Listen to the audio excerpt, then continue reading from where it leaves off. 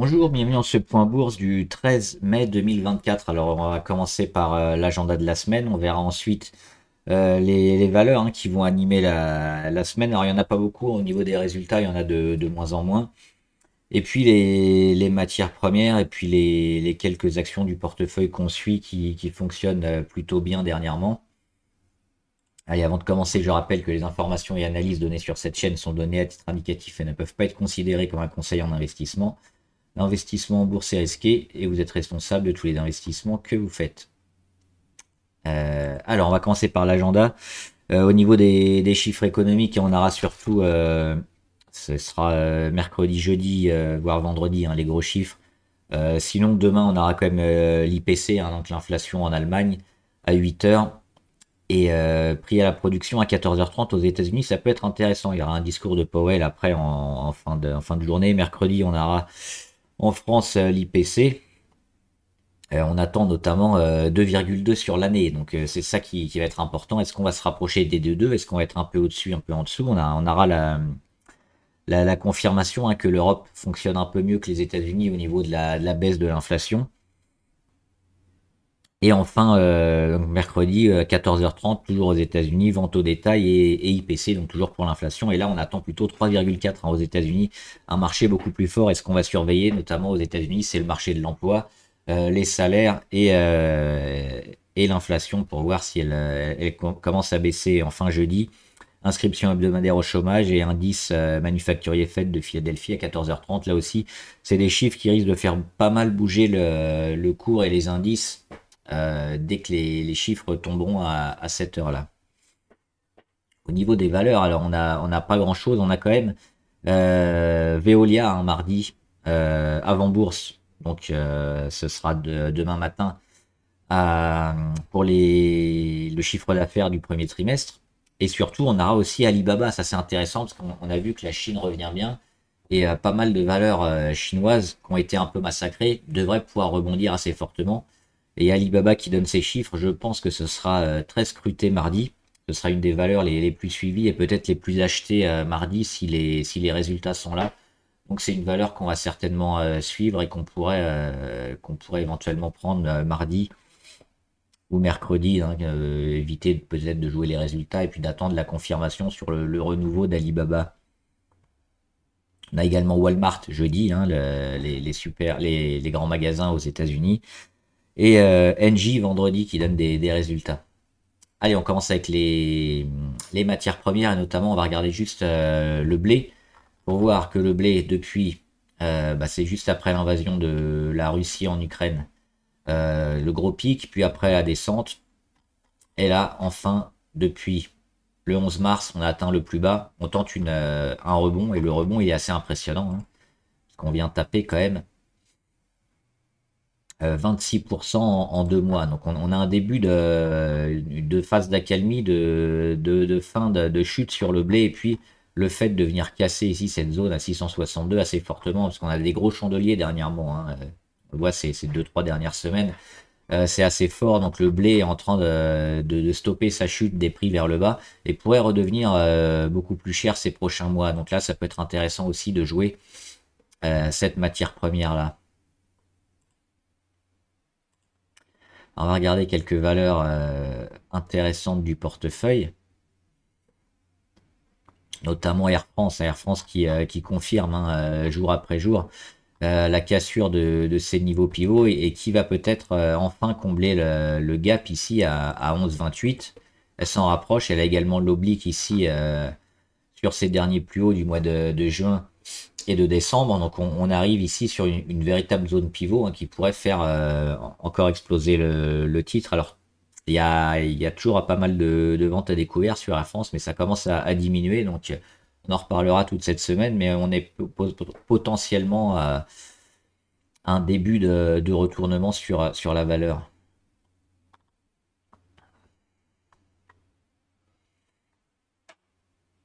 Alors, on peut en parler rapidement. Ils ont fait un rebond. Ils ont été trop massacrés en 2-3 séances. Là, c'est normal qu'on ait un début de rebond. Et puis la tendance, elle est toujours haussière.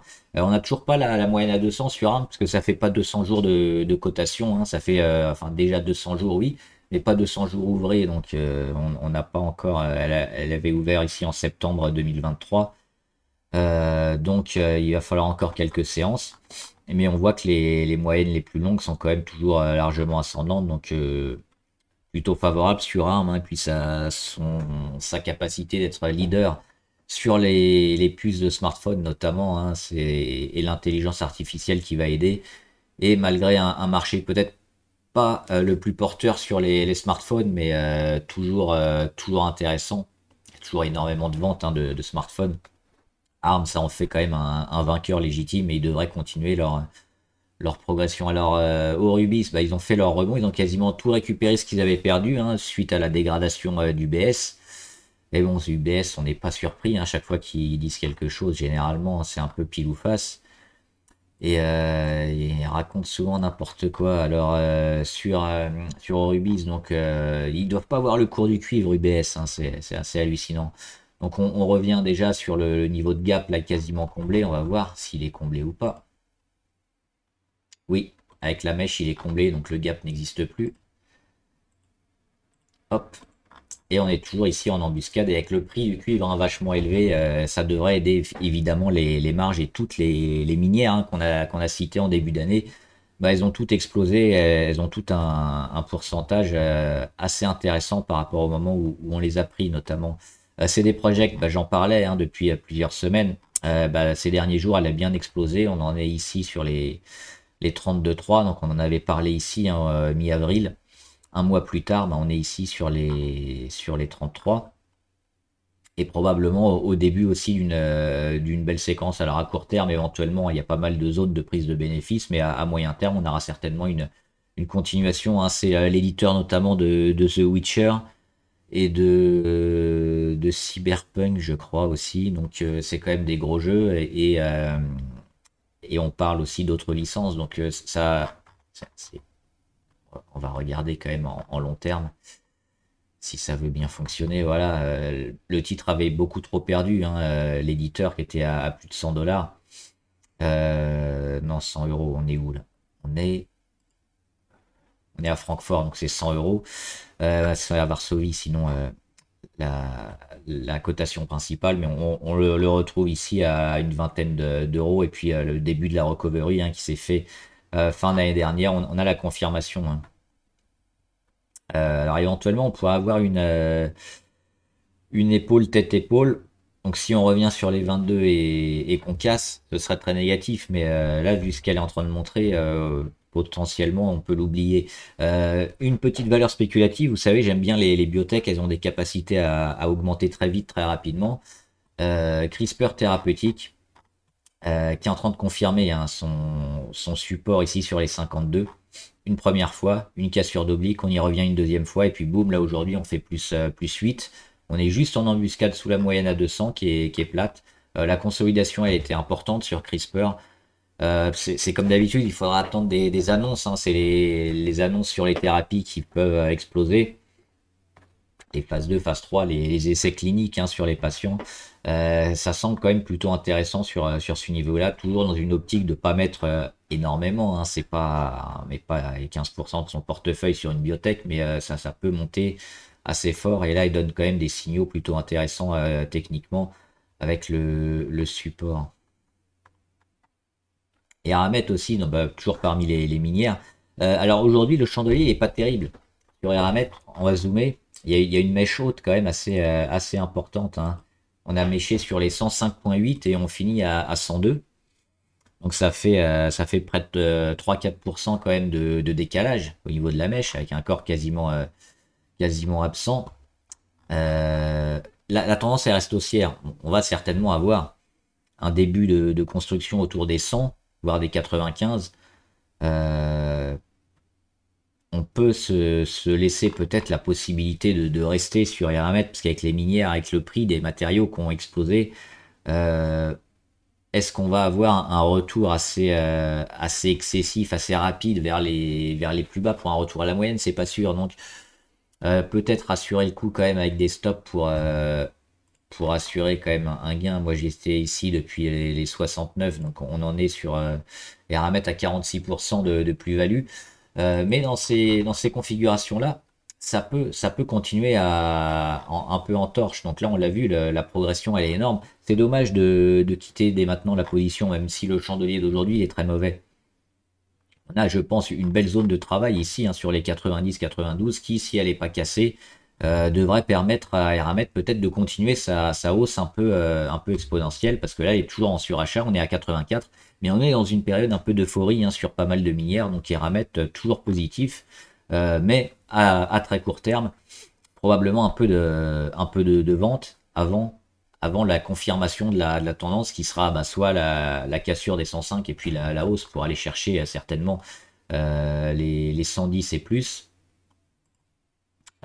soit le début d'un retour à la moyenne un peu plus long, même si la tendance long terme restera certainement positive. Hoffman, ils sont un peu en mode pareil, ils ont fait leur plus haut ici avec le deuxième rebond. Ils ont confirmé sur les 17.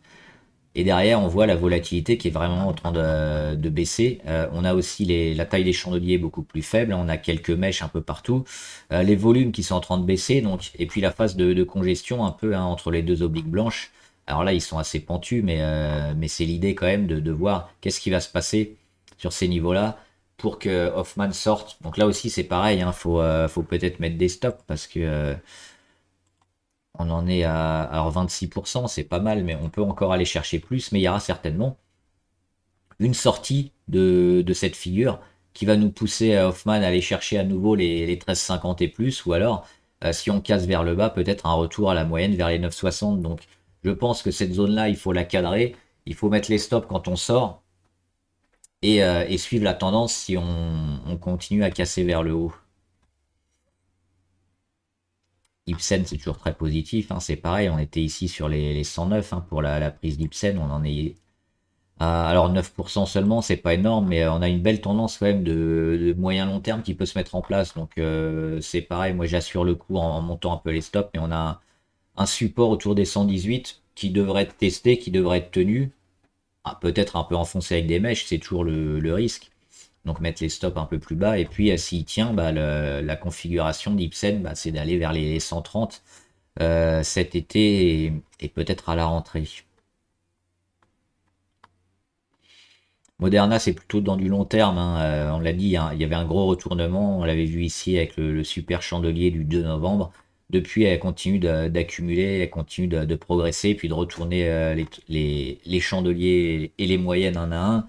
Donc oui, super positif sur Moderna. Il faut pas vendre, hein. Elle a un catalogue super intéressant. Il faut garder sur le moyen terme, et puis on verra certainement beaucoup plus tard quand elle aura mis des nouveaux plus hauts. Peut-être au niveau de 2023, ici sur les 200, c'est un objectif, je pense, à la fin d'année qui est pas délirant. Donc on est sur les 122, ça fait pas loin du 80%, hein. 70, un peu plus de 70%.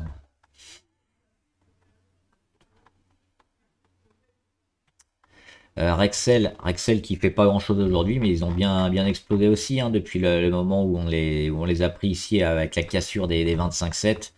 Il y a quand même près de 7% quasiment tous les jours. On a gagné tous les jours sur Excel.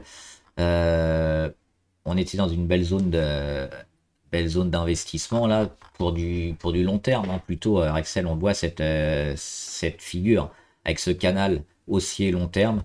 Éventuellement, si on y revient, hein, parce que c'est pas impossible, après une petite période comme ça peut repartir. Donc je pense que les replis seront intéressants à acheter sur Rexel, hein.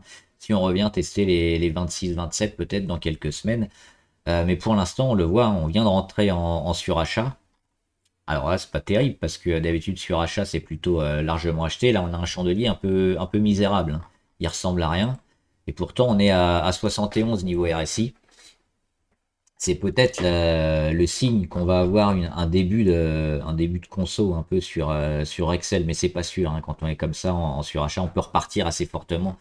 Donc sur le long terme, on va rien faire, on va rester. Et puis sur le court terme, s'il y a des replis, il faudra plutôt les acheter rubis, il n'y a rien à faire. On attend toujours la fin de conso pour éventuellement rentrer. Uranium Royalty, ça fait un moment qu'ils se mettent ici en embuscade sous leur moyenne à 200. Ils ont fait déjà 2 échecs sur les 2,73.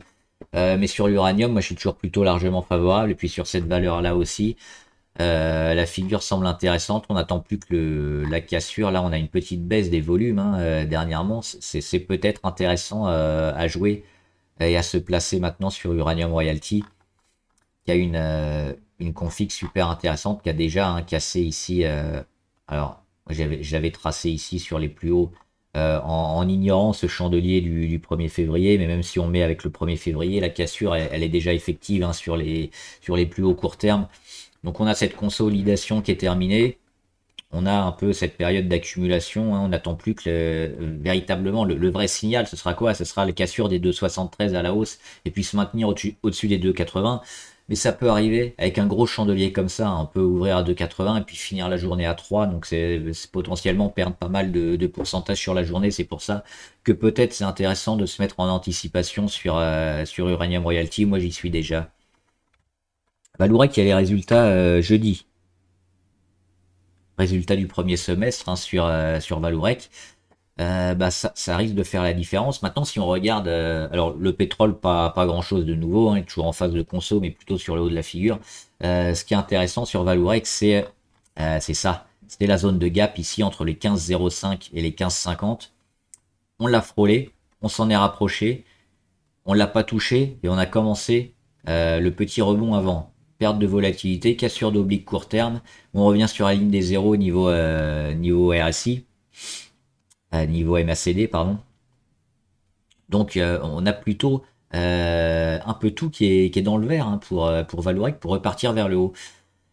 Maintenant, les résultats, on sait que ça peut tout flinguer dans un sens ou alors faire exploser à la hausse dans l'autre. Donc c'est pour ça que c'est plus prudent peut-être de jouer, d'attendre les résultats avant de se placer. Mais si on regarde juste techniquement ce qui est en train de nous montrer Valourec, c'est plutôt fort, c'est plutôt intéressant et ça plaiderait plutôt pour une continuation après cette grosse cassure des 14,53 qui a duré plusieurs années, qu'on a cassé finalement ici au mois de mars.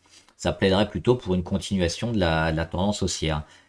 Donc moi j'attendrai plutôt les résultats, mais plutôt optimiste quand même sur ces résultats qui devraient aider Valourec. Mais on aura la confirmation jeudi.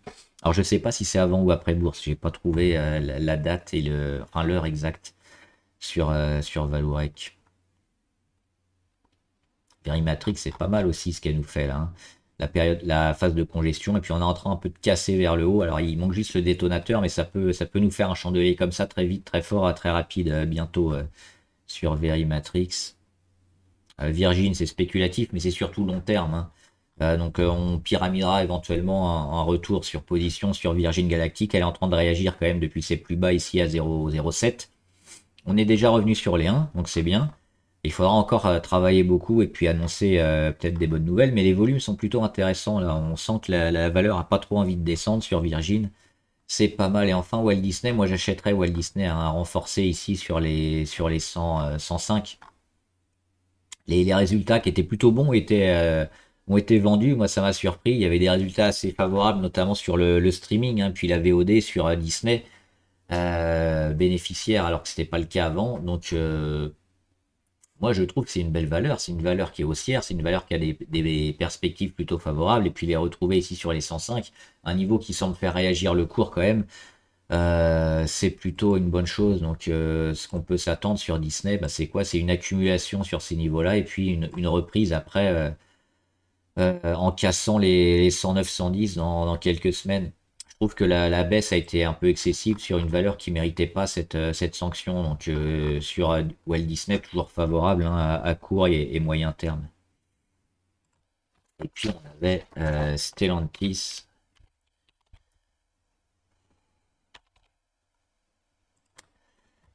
Stellantis, rebond technique plutôt aujourd'hui. Alors il y a les 20,49 qui ont été cassés. Il y a éventuellement l'oblique RSI, mais on avait juste 2 points d'impact et puis elle n'était pas marquée avec une pertinence intéressante avec beaucoup de points d'impact au même endroit. Donc c'est pas forcément l'oblique la plus intéressante du monde. C'est surtout celle-là que moi je regarde sur les derniers plus hauts parce qu'on a le début de conso, le début de réaction, et puis boum, la deuxième phase avec la deuxième jambe baissière. Et c'est ces deux points-là qui sont importants finalement. Et c'est en cassant ce troisième point ici, hein, potentiellement sur les 22,20 ou les 21,85 ou plus tard sur les 20,78 à peu près, je sais pas. C'est ça qu'il faudra casser, je pense, pour être positif sur Stellantis. Là, ça me semble un peu tôt. On est sur une zone de travail au-dessus de la moyenne à 200, autour du support à 20,49, mais on est toujours un peu dans cette phase de consolidation. Donc, plutôt qu'anticiper, plutôt que de jouer un peu les sous-vagues, attendre la confirmation de ce qui va se passer ici. Et puis prendre position hein, quand on aura plus de chandeliers. Même si le début de réaction ici est plutôt intéressant et permettrait peut-être d'ouvrir un scénario comme ça hein, sur Stellantis. Et puis là ça s'achètera ici. Voilà, j'espère que la vidéo vous a aidé. N'hésitez pas à me dire ce que vous en pensez en commentaire. À vous abonner à la chaîne aussi pour être au courant de chaque vidéo avec la petite clochette YouTube. Hein. Dès que je sors une vidéo, il y aura la notification. Et puis à me dire ce que vous avez comme action en portefeuille et puis celle éventuellement que vous voulez acheter. Et vous poser la question si ça peut être intéressant ou pas d'acheter maintenant. Voilà, bon trade, à plus.